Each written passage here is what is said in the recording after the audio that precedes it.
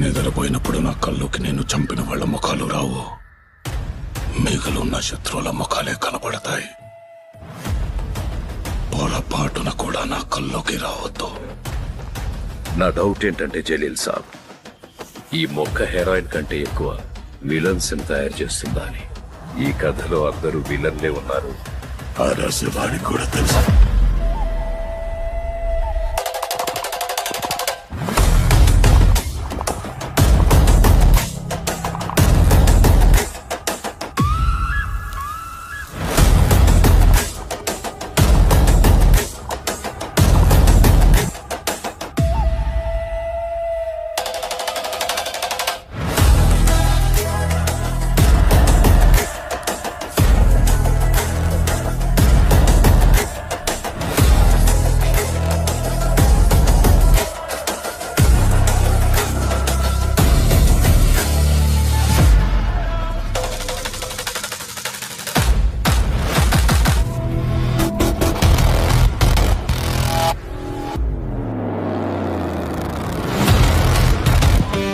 అధికారం కోసం ఎవడినైనా తెగ నరికే రావణుడు గురించి నీకు తెలుసా?